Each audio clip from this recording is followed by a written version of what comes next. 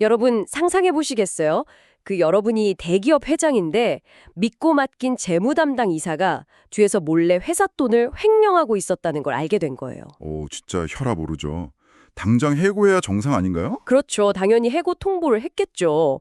근데 이 사람이 짐을 싸서 나가는 거커녕 막 마지막 남은 전산망 권한으로 회사의 주요 고객들을 몰래 불러 모으는 겁니다. 네네. 그러고는 자기 마음대로 장부를 조작하잖아요. 맞아요. 고객들이 갚아야 할 빚을 절반씩 팍팍 깎아주면서 자기가 쫓겨난 뒤에 자신을 챙겨줄 아주 은밀한 인맥을 쌓고 있는 거죠. 자, 여러분이라면 이 직원을 당장 경찰에 넘기지 않겠습니까? 당연히 철창 신세를 지게 만들어야죠. 근데 오늘 우리가 파헤칠 이 2000년 전의 고대 텍스트에서는 주인이 이 파렴치한 횡령범을 보고 오히려 기막히게 지혜롭다면서 기립박수를 칩니다. 그니까요. 도대체 왜 그런 건지 상식적으로 이해가 안 가잖아요. 이게 바로 오늘 이번 심층 탐구의 출발점입니다. 오늘 깊이 들여다볼 자료는 그 유명한 고대 종교 텍스트 누가복음 16장 기록들인데요. 흔히 이런 텍스트를 대할 때 우리는 되게 뻔하고 정돈된 도덕적 교훈만 있을 거라고 기대하잖아요. 근데 이 안에는 놀랍게도 대단히 세속적인 자본주의적 처세술이랑 또 돈과 권력을 다루는 인간 본성에 대한 아주 날카로운 해부가 담겨 있습니다. 네, 그래서 오늘 우리의 미션은 명확합니다. 이 고대의 가르침이 그저 고리타분한 옛날 이야기가 아니라는 걸 보여드리는 거죠. 돈과 권력, 그리고 사후세계에 대해 오늘날 우리에게 얼마나 뼈 때리는 통찰을 주는지 알아내는 겁니다. 맞습니다. 아주 흥미진진한 탐구가 될 것 같네요. 자, 그럼 방금 오프닝에서 말씀드린 그 황당한 이야기, 이른바 불의한 청지기의 이야기부터 바로 파헤쳐보죠. 상황을 좀 더 구체적으로 묘사해 볼게요. 네네. 주인의 재산을 낭비하다가 딱 걸린 이 자산관리사가 속으로 계산을 돌립니다. 이제 어쩌지 막노동을 하자니 체력이 안 되고 국어를 하자니 자존심이 허락하질 않네 하면서요. 벼랑 끝에 몰린 거죠. 지위가 끝장나기 직전에 그 짧은 타이밍을 완벽하게 이용하려고 머리를 굴리는 겁니다. 그래서 그 묘안을 낸 거잖아요. 빚진 자들을 불러서 기름 100말 빌린 사람의 계약서를 50으로 고쳐주고 밀 100석 빌린 사람의 장부는 80으로 조작합니다. 아니 잠깐만요. 이 부분을 좀 더 파헤쳐보죠. 네, 어떤 부분이 걸리시나요? 아무리 위기 대처 능력이 뛰어나고 미래 대비가 철저했다고 해도 이건 명백한 범죄 아닙니까? 결국 남의 돈으로 자기 살 길을 마련한 사기극이잖아요. 거룩해야 할 종료 텍스트에서 대체 왜 이런 사기꾼의 행동을 칭찬하는 건지 도무지 납득이 안 가거든요. 아, 여기서 정말 흥미로운 점이 바로 그겁니다. 그 불편함과 혼란이 바로 텍스트가 의도한 핵심적인 장치예요. 의도된 불편함이라고요? 네, 주인이 감탄한 건 그의 부도덕함이나 횡령 그 자체가 아닙니다. 벼랑 끝에 몰렸을 때 발휘된 생존 본능, 상황을 직시하는 현실 감각, 그리고 무엇보다 자기한테 남은 유한한 자원을 미래를 위해 과감하게 던진 결단력을 높이 평가한 거죠. 아, 결단력을 칭찬한 거다. 네, 텍스트가 이 대목에서 아주 도발적인 일침을 날리잖아요. 이 세대의 아들들이 자기 시대에 있어서는 빛의 아들들보다 더 지혜롭다고요. 그러니까 이기적인 욕망에 꽉 찬 속물들이 오히려 자기 살 길 찾는 데 있어서는 막 고상하게 영적인 가치를 추구한다는 사람들보다 훨씬 빠릿빠릿하고 현명하다는 약간 비꼬기 섞인 통찰이군요. 정확하게 찌르셨습니다. 그리고 이 비유는 곧바로 텍스트의 궁극적인 원리로 연결되거든요. 불의의 재물로 친구를 사귀라. 그리하면 그 재물이 없어질 때에 그들이 너희를 영주할 처소로 영접하리라. 이 구절이죠. 불의의 재물요? 그게 불법 자금을 세탁하라는 뜻은 아닐 테고요. 어떤 의미인지 확 와닿지가 않는데요. 청취자분들도 여기서 오해하시면 안 되는 게 돈 자체가 본질적으로 악하다는 뜻이 절대 아닙니다. 이 세상의 세속적이고 유한한 도구, 즉 언젠가 내 손을 떠날 수밖에 없는 재물을 의미하는 거예요. 아, 어차피 영원히 가질 수 없는 거라는 뜻이군요. 맞아요. 현대적인 개념으로 비유하자면 일종의 가치 세탁을 하라는 의미와 같습니다. 가치 세탁이요? 네, 청지기의 상황을 떠올려 보세요. 그는 조만간 자산관리사라는 직위를 잃게 되잖아요. 자기가 만지던 장부상의 권력과 돈은 곧 휴지 조각이 될 운명이었죠. 그렇죠. 해고 통보를 받았으니까요. 그래서 그는 그 사라질 유한한 자원을 써서 해고된 이후의 생존을 보장해줄 사람들과의 관계라는 지속가능한 가치로 완전히 바꿔치기 한 겁니다. 환전을 한 셈이죠. 와, 그렇게 연결되니까 진짜 머리를 한 대 맞은 것 같네요. 무덤까지 가져갈 수 없는 소멸할 자원이니까 그걸 움켜쥐고만 있지 말고 타인과의 연대나 궁극적인 구원의 세계를 위한 도구로 써버려라. 바로 그겁니다. 텍스트가 이어서 지극히 작은 것에 충성된 자는 큰 것에도 충성된다고 말하잖아요. 아, 여기서 지극히 작은 게 바로 시시한 세속적 자본, 그러니까 돈이라는 뜻이었네요. 이 작은 도구조차 제대로 다룰 줄 모르는 사람한테 어떻게 진짜 가치 있는 영원한 걸 맡기겠냐는 논리잖아요. 맞습니다.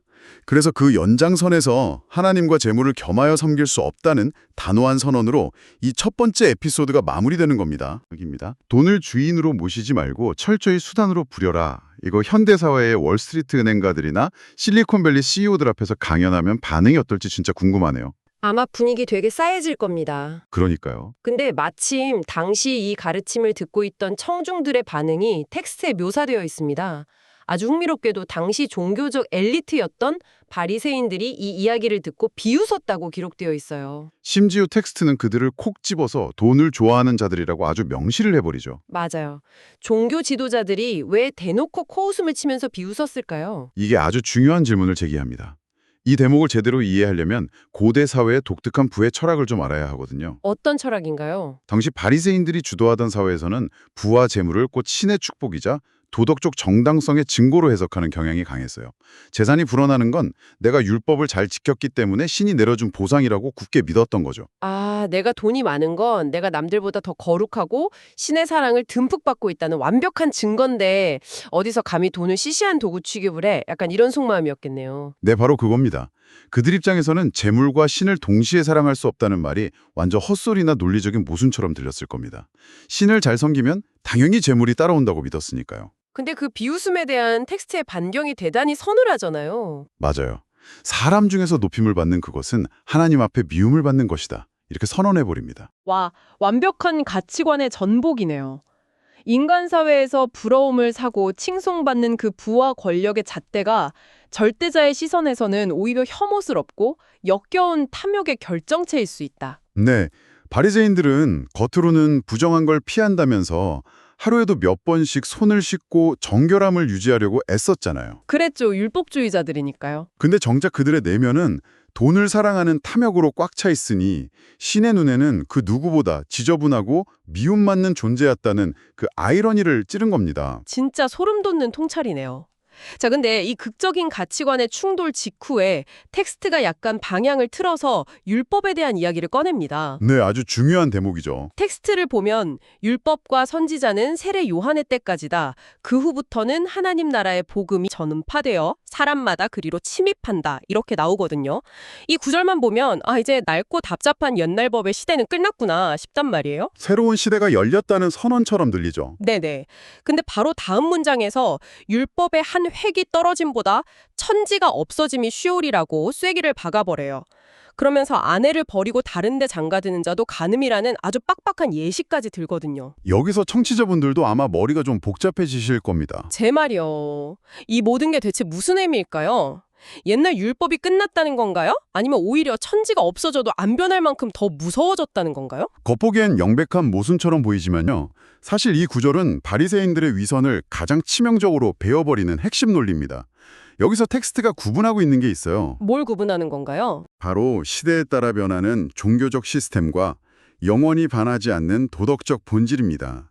분명히 요한의 때를 기점으로 낡은 제도 중심의 시대는 끝났고 새로운 패러다임이 열렸어요. 네. 하지만 그렇다고 해서 신이 인간에게 요구하는 근본적인 도덕성, 그러니까 인간이 타인을 어떻게 대해야 하는가에 대한 절대적 잣대가 사라진 건 결코 아니라는 거죠. 아, 제도는 변해도 본질은 변하지 않는다.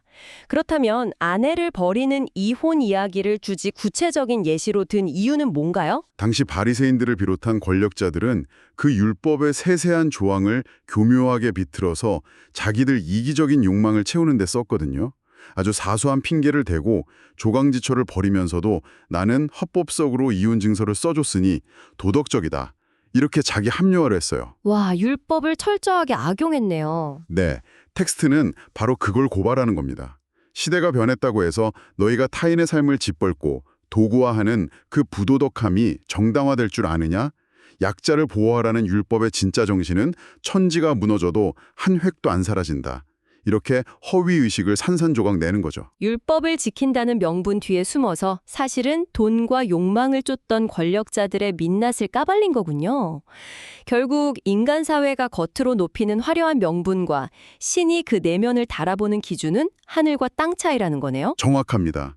이 대목에서 우리의 세 번째 이야기로 넘어가 보죠. 방금 우리가 나눈 이 주제, 그 뒤집힌 가치관이 궁극적으로 어떤 끔찍한 결과를 낳는지를 아주 압도적으로 보여주는 사례가 등장하잖아요. 네, 너무나도 유명한 부자와 거지 나사로의 이야기죠. 묘사가 정말 극단적입니다. 한 부자가 등장하는데 매일 자색 옷과 고운 베옷을 입고 호화로운 파티를 엽니다. 당시 자색 염료는 달팽이 수만 마리를 갈아 넣어야 얻을 수 있는 최고의 귀족들의 상징 아닙니까? 맞아요. 엄청난 사치의 끝판왕이죠. 근데 그 화려한 대문 바로 앞에는 나사로라는 거지가 버려져 있습니다. 온몸은 상처투성이고 부자의 식탁에서 떨어지는 부스러기라도 주워 먹으려고 안간힘을 써요. 심지어 동네 개들이 몰려와서 그 상처를 핥고 있습니다. 이보다 더 극명한 대비를 찾기 힘들 정도죠. 한쪽은 철저하게 통제된 사치의 공간이고 다른 한쪽은 생존 자체를 위협받는 극단적 결핍의 공간입니다. 근데 이 둘의 물리적 거리가 불과 대문 하나 차이였다는 거잖아요. 네, 맞아요. 바로 코앞이었죠. 근데 이 두 사람에게 죽음이라는 절대적 평등이 찾아오면서 운명이 180도 뒤집힙니다. 거지 나사로는 죽어서 아브라함의 품, 그러니까 천국으로 가고 부자는 지옥, 곧 음부의 불꽃 가운데서 극한의 고통을 받게 되잖아요. 부 가난의 위치가 완벽하게 역전된 거죠. 근데 여기서 진짜 흥미롭고 소름 돋는 부분이요.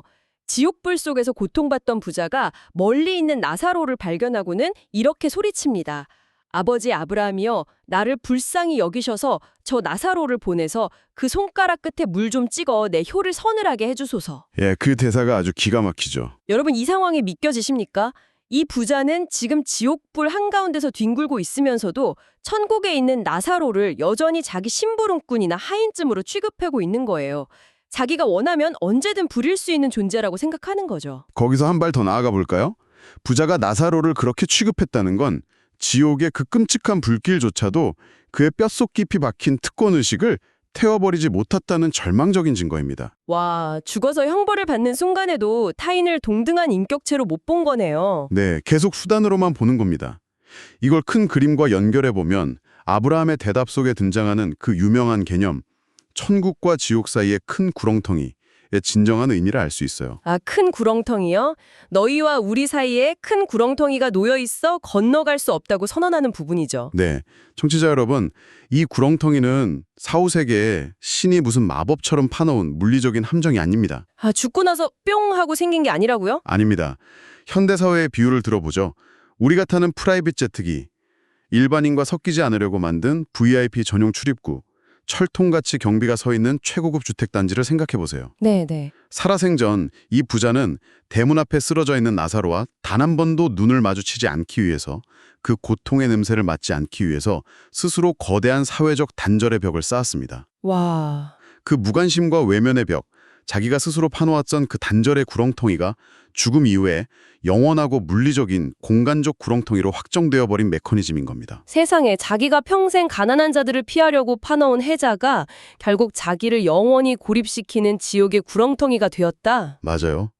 부자는 지옥에 던져진 게 아니라 자신이 평생 구축해온 그 단절의 성에 영원히 갇혀버린 셈이죠. 압도적인 분석이네요. 살아서 타인의 고통을 외면한 완벽한 자업자득이군요. 근데 부자가 여기서 포기를 안 합니다. 나사로가 물 배달을 못 온다면 제발 나사로를 다시 살려서 내 5 형제한테 좀 보내달라고 애원하잖아요. 형제들한테 경고를 해달라는 거죠. 네, 죽었던 나사로가 귀신처럼 짠 하고 나타나서 나 지옥 보고 왔어. 너희 그렇게 살면 끝장나. 이렇게 증언하면 형제들이 덜컥 겁을 먹고 삶을 고칠 거라는 계산입니다. 지옥에 떨어지고 나서야 비로소 가족애가 발동한 모양이에요. 그 다급한 요청에 대해 아브라함이 내놓은 대답이 이 전체 텍스트의 마지막을 장식하는 가장 날카로운 결론입니다. 그들에게는 모세와 선지자들이 있으니 그들에게 들을지니라 하고 단호하게 거절하죠. 여기서 모세와 선지자가 무슨 대단한 기적을 말하는 건 아니잖아요. 아니죠. 이미 일상 속에 주어져 있는 도덕적 가르침, 성경의 말씀, 그리고 양심의 목소리를 의미합니다. 하지만 부자가 반박하거든요. 아닙니다. 그냥 글귀 듣고 회개할 인간들이 아닙니다. 죽은 자가 살아나야만 정신을 차릴 겁니다. 하면서요. 솔직히 우리 청취자분들 생각도 이 부자랑 비슷할 것 같아요. 엄청난 기적을 눈앞에서 보면 사람이 180도 변하지 않겠습니까? 아주 합리적인 추론 같지만 아브라함의 마지막 선언은 인간 본성의 가장 어두운 심연을 찌릅니다. 모세와 선지자들에게 듣지 아니하면 비록 죽은 자 가운데서 살아나는 자가 있을지라도 고난을 받지 아니하리라. 이렇게 말하죠. 기적을 본다고 바뀌는 게 아니라는 뜻인가요? 네, 그겁니다. 인간의 완악함은 초자연적인 기적을 본다고 치료되지 않아요. 일상에서 매일 마주하는 약자, 대문 앞에 나사로를 향해 손을 내미는 작은 실천을 거부하는 사람은 설령 유령을 봐도 잠깐 놀랄 뿐 결국 자기 합리화를 하면서 이기적인 삶으로 돌아간다는 뼈아픈 진실을 꿰뚫은 겁니다. 아, 일상의 작은 순종과 공감이 핵심이군요. 일상에서 나사로를 보지 못하는 자는 죽은 자가 돌아와도 진리를 보지 못한다. 정말 숨이 턱 막힙니다. 네, 기적이 사람을 구원하는 게 아니라는 역설이죠. 마가복음 16장이라는 고대 텍스트를 통해 자본과 욕망, 내세에 관한 세 가지 강렬한 에피소드를 탐구했습니다. 네, 어차피 사라질 돈을 꽉 움켜쥐는 대신 미래의 관기를 위해 과감히 가치 세탁을 감행한 불의한 청지기, 율법 껍데기 뒤에 숨어서 돈을 사랑하다 가치관이 뒤틀려버린 바리새인들, 그리고 자신만의 사치의 성에 갇혀 문 앞에 나사로를 외면하다가 자신이 판 구렁텅이에 빠져 영원한 고립을 맞이한 부자의 이야기까지요. 결국 이 텍스트들은 청취자 여러분을 향해 아주 묵직한 질문을 던지고 있습니다. 지금 여러분의 삶에서 재물은 영혼을 지배하는 주인입니까? 아니면 영원한 가치와 타인을 위해 기꺼이 소진해야 할 도구입니까? 네, 자본주의 한복판을 살아가는 우리에게 던지는 아주 현실적이고 날카로운 철학적 도전이네요. 자, 이제 오늘의 심층 탐구를 마무리하면서 방송이 끝난 후에도 여러분이 스스로 곱씹어 볼 만한 깊은 여운을 하나 남겨드리고자 합니다. 오늘 마지막 부자와 나사로 이야기에서 혹시 스치듯 지나갔던 섬뜩한 디테일 하나 기억하십니까? 어떤 디테일이죠? 나사로가 대문 앞에서 골마 터진 상처를 안고 버려져 있을 때 등장했던 개들을 떠올려 보십시오. 살아생전 고통에 신음하는 나사로에게 다가와 헌대를 핥아주며 온규를 나눈 것은 인간인 부자가 아니었습니다. 동네를 정처 없이 떠도는 길거리의 개들이었죠. 아, 짐승이 오히려 사람보다 나았다는 거네요. 네. 어쩌면 이 고대의 텍스트는 현대사회를 사는 우리에게 이런 끔찍한 경고를 남기고 싶었던 건 아닐까요? 끝없는 부와 사치에 눈이 멀어 타인의 고통을 외면하고 수단으로만 대하기 시작할 때 우리 인간은 공감 능력을 상실한 채 결국 길거리를 떠도는 짐승만도 못한 수준으로 전락해버리고 말 것이라는 경고 말입니다. 정말 서늘하고도 깊은 통찰입니다. 여러분의 대문 앞에는 지금 어떤 나사로가 쓰러져 있습니까? 이 묵직한 질문을 여러분의 일상에 남겨드리며 오늘의 심층 탐구를 마치겠습니다.